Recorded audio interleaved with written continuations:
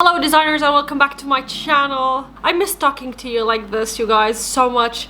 In today's video I'm very excited about it because this is a tutorial on how to make a YouTube video from my perspective. I'm a person who has a niche channel, more or less. It's all about interior design, but also I make a lot of tutorials. I want to kind of share my workflow with you when I'm making a video. I want to share the software that I use. If you want to learn more, continue watching this video. The first step for opening up a YouTube channel is to definitely choose a niche in the beginning. If you want, you can totally skip this step, it's optional, but if you want to grow faster, choosing a niche is much better because people will subscribe to you because they know that you produce videos about a certain topic and then you kind of have authority in that niche. And this is why the more you specialize in something, the faster you grow because you will be known about it. And specialization is very, very important in the beginning. I find it very hard to do that. I do a lot of different things, so it's very difficult to stick to one niche. Sticking to a niche definitely brings you a lot faster results. So the first step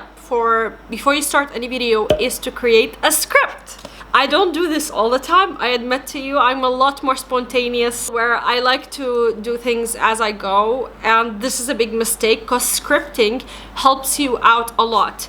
And there's a whole video that I watched about scripting and I'm going to give you the gist of it, but if you want to watch the full video, I'll link it down below. It's by Nick Nieman. I don't know if I'm pronouncing it right. The first thing is you research your topic. So you want to talk about whatever it is that you want to talk about. You research everything that you need to know about it. You research the web. If you have books, you hit the books. You get kind of a summary. Summarizing a topic really helps you when you're recording because you kind of have a flow going on. And when you want to script, you start by the hook.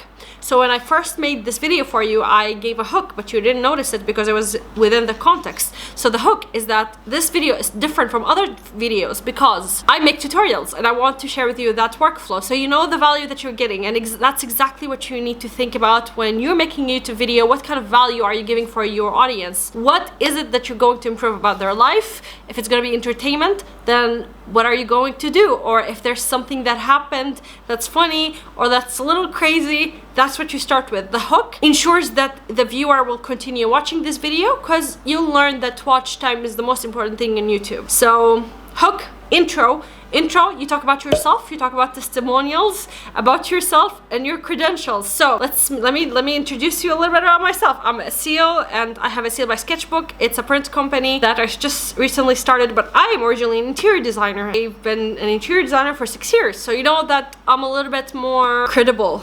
Credible, is that a word? You know that you can trust me because I've been on YouTube for 1.5 years, and if I mention that, then you know that you can trust me with the information that you're getting.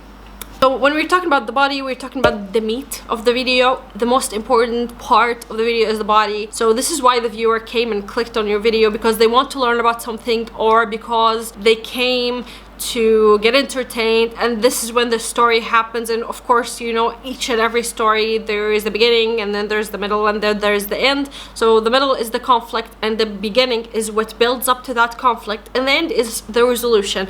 So understanding that can break down the video. So if it's for entertainment purposes, make sure that your story always has these three things, but also if it's a tutorial, it's kind of, that's the body of your video, because this is where you're providing the most value. You're giving the best steps, you're giving what kind of problems people have and how they can resolve it. So that's on you, that's your responsibility. The outro is the resolution of the video, a quick conclusion. You tell the viewer what is it that they learned, what is it that they saw. You remind them to subscribe. And by the way, I'm just reminding you to subscribe to me. You remind them to subscribe because more often than not, people forget to subscribe and hit the like button and hit the bell and writing a comment. And it's always good to give a call to action. So that call to action either can be a question. For example, what kind of niche are you interested in? If you want to make a YouTube channel, what do you imagine yourself making? Leave it in the comments down below. So like that, you'll actually give people something that they can engage with you about, and you can build the audience. There is people who are watching your video, and this is who you need to be talking to. So you guys are my friends because I'm looking to the camera lens right now. I know that, but also I know that these words will be reaching to you, and you're a human person, and we are friends online.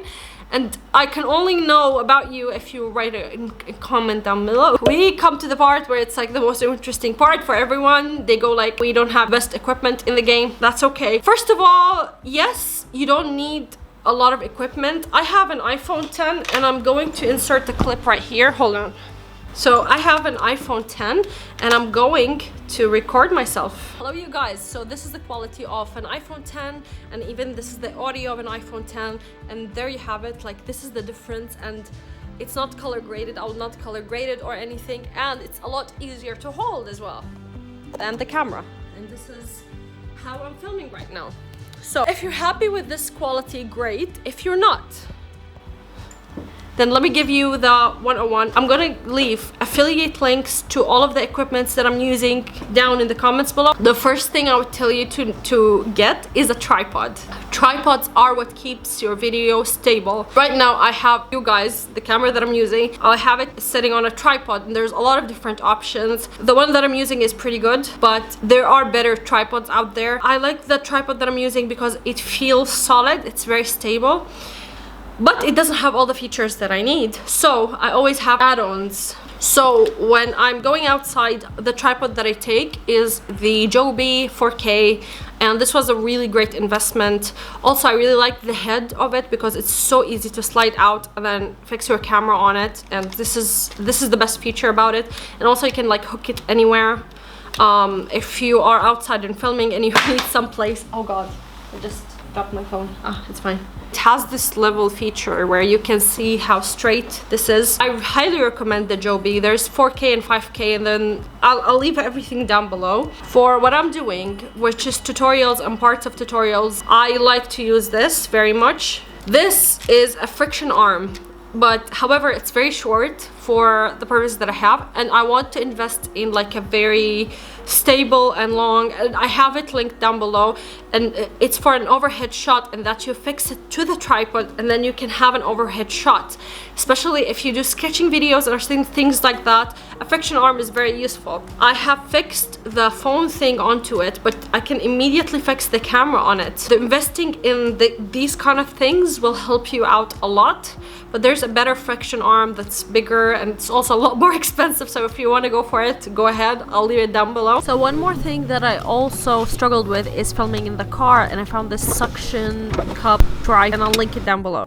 Lighting. So there's a lot of different options for the lighting. You can start if you are stopping yourself from starting because you don't have good lighting, then I'll tell you one thing. This shot is taken by a natural light because I have a window right here. Here's my light box, and I have just one light box in this shot that you're looking at. Very cheap option, and it also diffuses the light very well, even if the weather is actually cloudy like it is today, which is amazing. So let's move on to the other aspect of it, which is the camera. Before you choose the camera, you need to understand what kind of videos will you be making. If it's a vlog, then I do advise you to go towards the Canon G7X Mark II, which is something that basically every YouTuber you watch 100% uses it. The G7X is even great if you want to use it for stable shots like this one, or if you want to use it as a vlogging camera.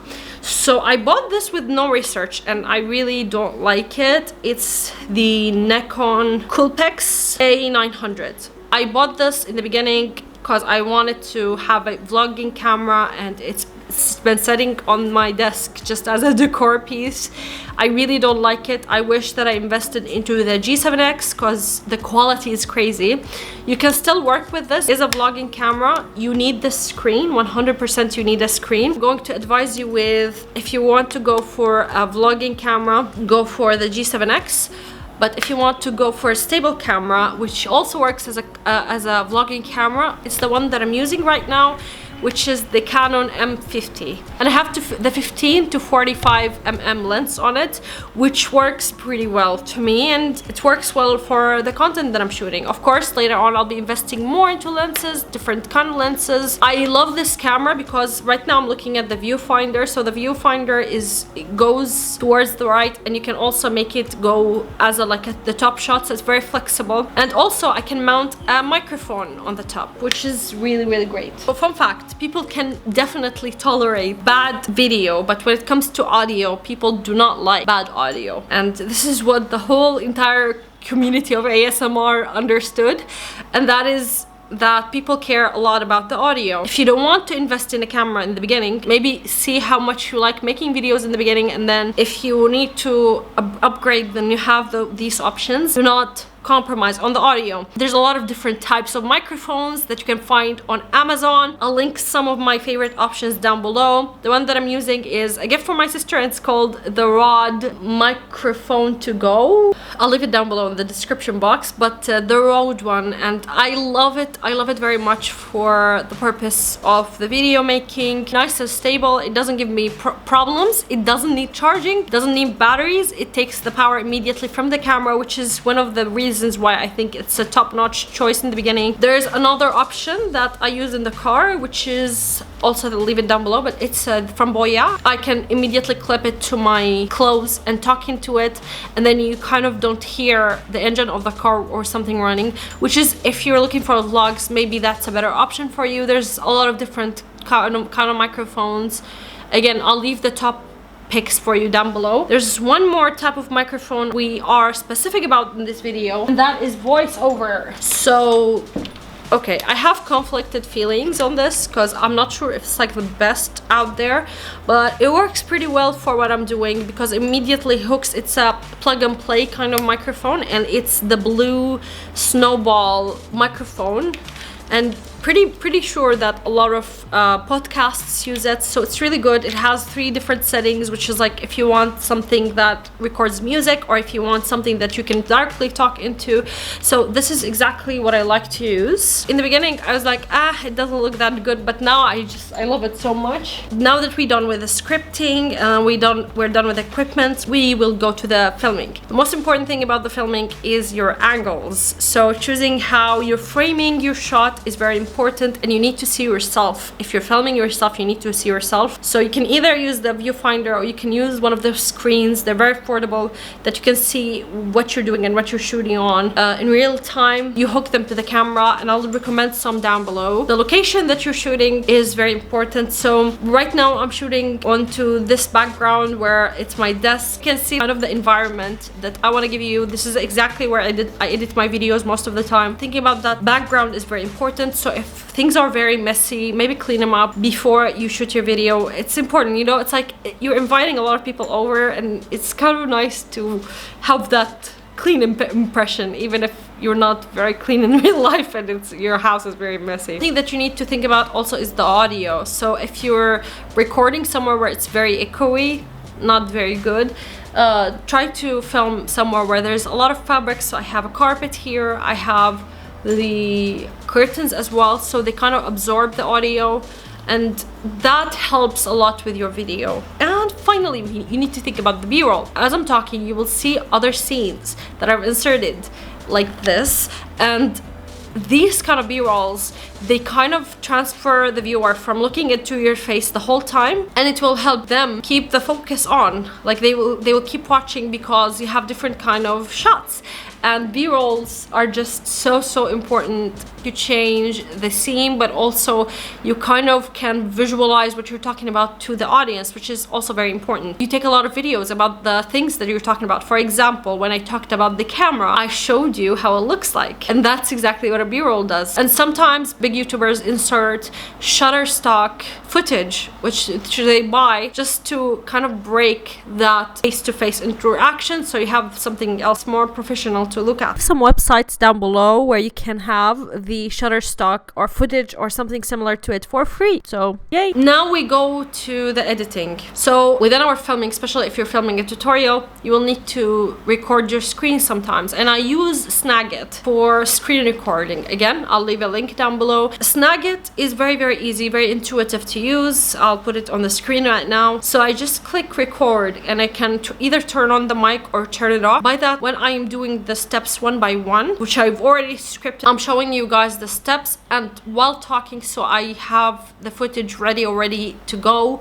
and to be edited. I use Premiere Pro for editing, and Premiere Pro is the best in the game. Everyone says that. My computer is really good, but I will have to invest into an iMac very soon if I want to continue in this game because it's like a lot easier to deal with Premiere Pro on iMac. So for Premiere Pro, before you go ahead and open it, make sure that your footage is organized. So you have the B-roll in one folder, and then you have the face-to-face talking in another folder, and then you have transitional footage between the ones that you go between the stuff. And if there's any graphics, you put them all in different folders, and you drag those folders immediately to the timeline in Premiere Pro. Now there's a lot of tutorials out there for Premiere Pro. I really recommend Peter McConnen because he knows exactly what he's talking about, and I've learned a lot from that guy.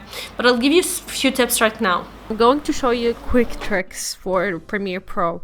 I have all of the settings on, and I'm just going to create a new project. I'll leave down below a few beginner tutorials, but I will show you something. So this is my SketchUp tutorial footage, and I have the thumbnail, I have intro and outro, screen recording, and b-roll all in different folders, and this is my kind of format. So what I do is I just take those folders and I drag them right onto my project. This keeps you super organized. It's such a good thing to do. And for you to be more organized, you want to right click on each folder and label it. When you label it, the footage will become a different color every time. So if I want this magenta and I open any of these clips and I drag it onto my sequence, and it's supposed to be magenta, it's not, I don't know why, but you can also right click onto the clips themselves. I don't know why technology fails me when I'm making something, and I make them lavender. If I drop them into the sequence, then you can see them being in lavender. So the basic editing technique is to pay attention to your voice. So anytime your voice, you stop talking, then you take that as a cue to just delete this part. You turn on the slice mode by typing C on the keyboard, and you go back to the selection tool with V, and then you just select and you delete whatever it is that you're not using, and then you click on the empty space and then delete, and then you've got yourself the jump cut that you need. And this is the very basic thing about Premiere Pro. So if you learn this, everything else is additional. I also keep some favorite effects, because as you progress in Premiere Pro, you will need to use effects day by day, and these are my favorites. So this is to create a glitching effect on the video. This is for the constant power in the audio. So if I'm trying to cut between songs, this is what keeps it constant power. I crop a lot of the images, and you need to apply onto the clip. For example, this one, you crop it by just editing between the effects control and adjusting the crop. And then this is for the audio. The fast blur is for when you want to blur something. The page turn is a transition. The ultra key is for green screen, and the warp stabilizer, it's too shaky. So yeah, I know it's not much, but it's really fun to learn. Come back here, you guys. Finally, before you upload, you need to export everything. You need to export the footage. So this is how you export it. Before you upload it to YouTube, make sure that you have a really catchy title and very clear title. Clickbait will not do you good in the beginning. I know there's a lot of big YouTubers who use clickbait, but as a small YouTuber, people will click right off because they don't care. That's a harsh truth, but they don't care about what you're making if it's like all clickbait. Of course, if that's your brand, then maybe go for it. Like David Dobrik, he's massive, he's incredible. His whole merch line is clickbait. So if you're David Dobrik, clickbait is okay, but usually use very clear, searchable terms. Especially if you're making tutorials on YouTube, make sure that it's searched correctly. Like people search how to make a mood board, and this is how they find my mood board video, because they search for it. Make sure that your content is searchable. Make sure that you make a thumbnail that's catchy. Most of the YouTubers right now are having like a one theme kind of thumbnail. It's mildly infuriating. How do you spell infuriating? Infuriating. Infuriating. Infuriating. Infuriating. When you try to work hard on making yourself stand out, when everyone is making the same thing, but they're doing the same thing because it works. So if you want to be noticed in the beginning, don't copy anyone, but kind of have a theme that is similar to the bigger YouTuber. I can't believe that I'm saying that. I hate it. It's doing good for a reason. Very simple, it's clear to the point, and they have always a piece of information that's within the video, that's on the thumbnail, so you have two indicators that this video is going to be helpful, which is the title, and then you have the thumbnail with the extra piece of information that they were looking for. So maybe like one of the very important questions of the video, you can just put it onto the thumbnail, and then you have something that's clickable, which is something that you really want. Trust me with that.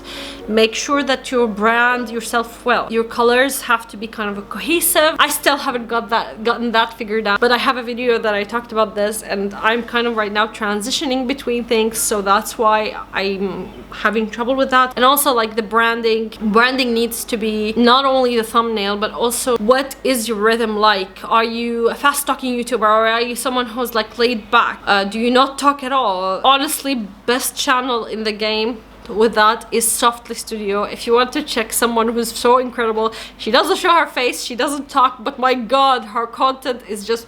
With that being said, content is king. You want to excel in YouTube or on Instagram or anywhere, content. Focus on your content, make sure it's good, make sure you're providing value for people. People don't care about our personal lives. You don't care about what I had for lunch. But if you really want to excel in the game, make sure that you provide people with value that you can only provide. Like what kind of knowledge you know that no one else has. Here's how you build that, because each one of us had lived through different kind of experiences. Your different of connecting these experiences is different than mine. Your experiences are different than mine. So with that, you can provide completely different value from even the exact same topic that I'm talking about. So with that being said, do not be afraid to be who you are, and do not be afraid to talk to the camera. It will take a while. It will take you 100 bad videos before you make one good video. That's for sure. So might as well get started today and finish your 100 bad videos so you can start making really good videos. Don't worry about it. Don't overthink it. Just make sure that you're working hard and that you're giving people real value. And I promise you, if you are in this for the long haul, you will make it. If your dream about is becoming a YouTube famous or whatever, you will make it. It takes time. Everything takes time in life, and you might as well get started now. The last point that I want to talk about is the money aspect. Come on, you think that I wouldn't put it in there? I would. It's very hard to talk about how much you're making, but there are different kind of videos that make more than other videos. So videos that talk about money make more money because the advertisement on them are usually higher paid, and that's why you always find it's being paid a lot more than if you're talking about something like coffee, for example. So you will get paid for your content. If you decide to monetize your content, you will have ads on them. However, the minimum requirement is to have 1,000 subscribers and 4,000 watch hours. That's why watch time is very important, and that's why you need to make videos as soon as possible so you can have people watching your videos for that long time for you to get monetized. And the more consistent you are, the better your chances of you getting recommended on YouTube and therefore having larger audience. So I hope that this video was clear for you. I hope that it gave you a lot of value. And if you have any questions, just leave them in the comments down below. Let me know if you start a channel. Let me know so I can subscribe to it and watch what you make. And let me know if you start a channel because of this. That would be so cool. Like I thrive on these kind of interactions. Thank you guys so much for watching. I hope you're having a great day. I hope you're having a great 2020 so far. And have a great time of the day wherever you are in the world. Goodbye, guys. Don't forget to subscribe, like this video, and follow me on my social medias. Also, if you want to shop my merch store, go ahead and do that. Okay, shameless plug is over. Bye. My name is PewDiePie, and every day I use this product. Soft. Oh, it feels so good to touch.